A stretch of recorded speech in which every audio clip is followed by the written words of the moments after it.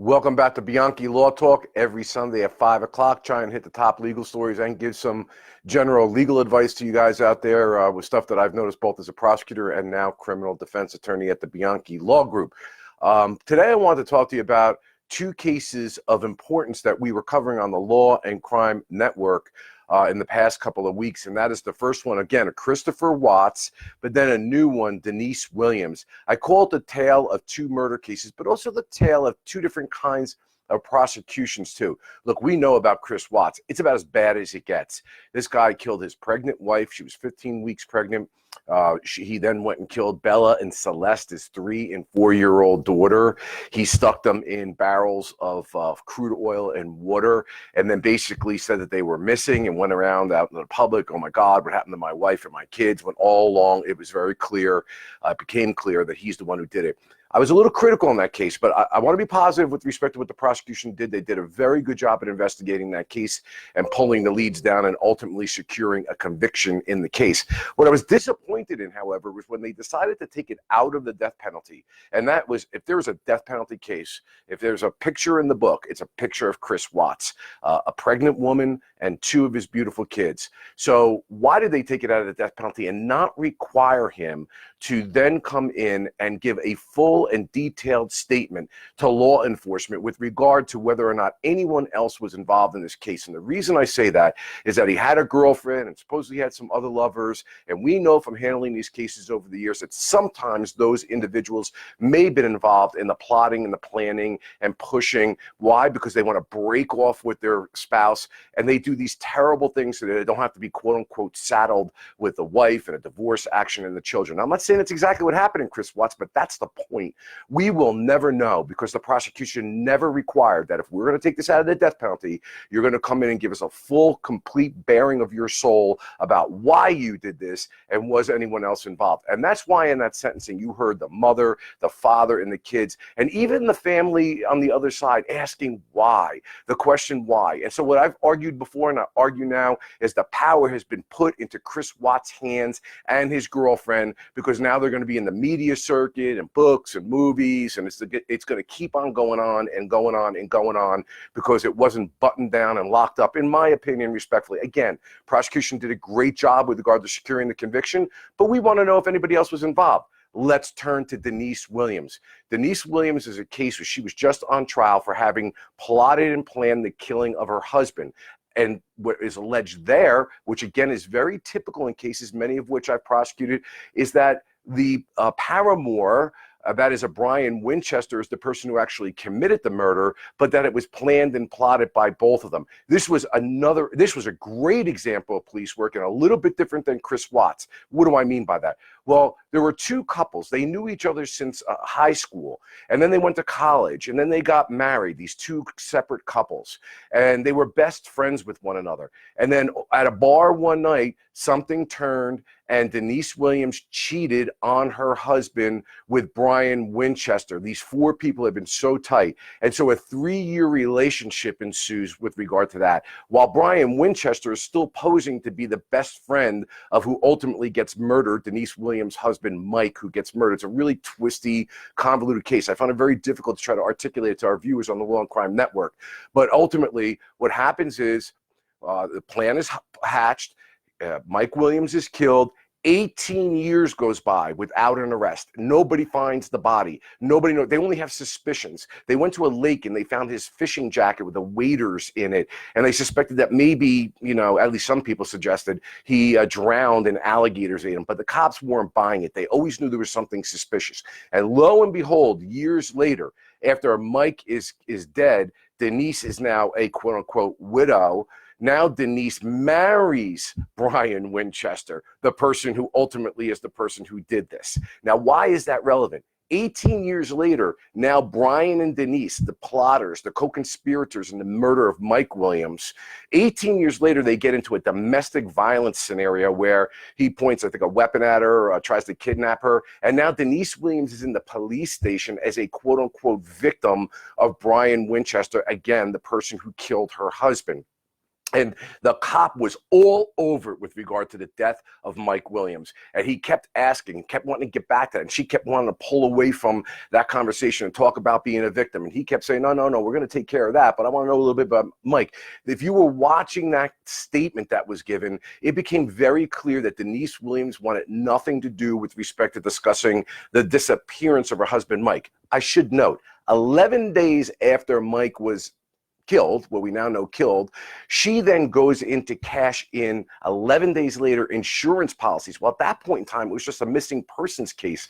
And why is she going in there like presuming that he's dead and not wanting to talk about, trying to find him or trying to investigate it? She wanted nothing to do with an investigation. That sent law enforcement's radar way up the pole. But guess what? If you want another twist here, how did he get those life insurance policies? Mike Williams, the victim? He got him from Brian Winchester, the guy who killed him, who was in a plan and a plot with his wife because he was a life insurance salesperson. I'm telling you, this case was an unbelievable case. But let's go back forward to 18 years later. These skilled detectives know they've got a wedge here. They get Brian Winchester in a room, remembering he is now an alleged defendant in a kidnapping case with his wife 18 years later, Denise Williams. And they break Brian Winchester down, and he confesses and tells them where the body is. And listen, here was the big dispute in this case. And I see Julio's on. Lisa, how you doing? Waste of a life, deserve death sentences. Yes, for sure. Agreed with that, Lisa. But here's the deal with this particular scenario.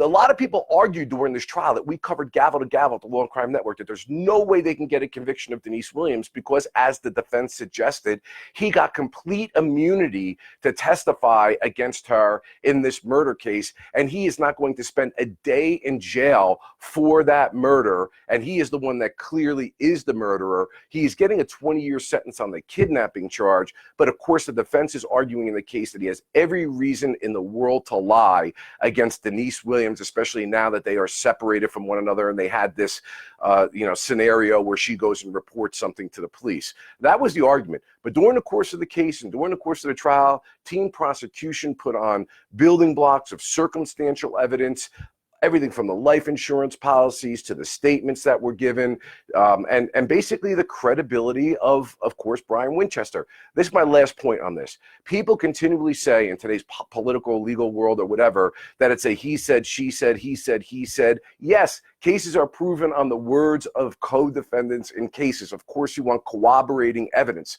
So the big case issue here was, would there be a guilty verdict of Denise Williams based upon this 18-year-old case with a guy who obviously is a brutal guy, posing to be the guy's best friend, cheating on his best friend with his wife, eventually killing him, eventually marrying the wife, having sold him the life insurance policies? Well, verdict came in last week.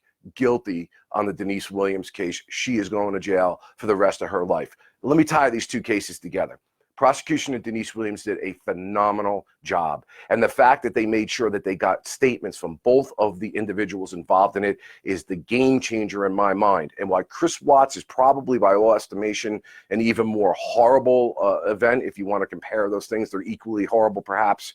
Nevertheless, I found the word I used, the incuriosity of the prosecution to bring him in to try to take a statement, because they said they thought he was going to lie, to be an unbelievable thing. They knew Brian Winchester was going to lie. They knew Denise Williams was going to lie. That's not the point. People as prosecutors lie to law enforcement all the time. You build circumstantial cases. You go after them. You break them down if you can. You at least give it a shot.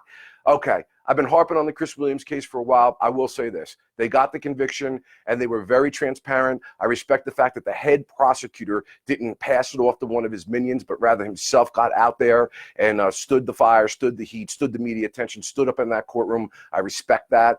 And I also respect the fact that they dumped pretty much the entire case file into the public arena so that we can all take a look. Anyway, a tale of two murders. And I put trust behind me because, guys, It's befuddling to me. I've done homicide work my entire career. Many of these come from, yeah, you get the sleeping with somebody and somebody gets angry and they shoot and they kill somebody. But man, these people that actually plot and plan and kill their spouses and kill their kids just because they don't want to be inconvenienced with a divorce or a custody battle, or they want to get some insurance money, is just really extraordinary to me. Chris Watts, we'll never really know what the motivation was because we never got an answer to it. But Denise Williams, we certainly know what it is. Hey, I'll be on the Law and Crime Network this week from Monday and Wednesday, and I will be hosting on both of those days from 12 to 3. People keep asking me, how do you get on there? Well, I'm going to show you, hopefully if I get this off. These are all of the platforms that they are on. You can watch directly through Apple TV, iPhone, Android, Roku, if I get that right, Fire TV, Philo. It streams on Philo TV Player, Cloud TV, Watchback, Zumo, again, Pluto, Philo, if I didn't say that, Aura, and Viewed. So I keep hitting that button. So here is where you can find it. We do gavel-to-gavel coverage. I think it's better than even the stuff that you see on the 2 or 3 minute hits on TV. No one is doing it better than Dan Abrams and the group of people that we have as hosts and guests at the Law and Crime Network. Hopefully, I got the Pluto app, just to let you guys know how easy this is. You get the app. I'm just going to throw through it real quick. I never really did this before, and boom, I hit the Pluto app, and you go to channel 640 on that Pluto app, and you will have live streaming. Like right now, the Law and Crime Network. They are on 24/7.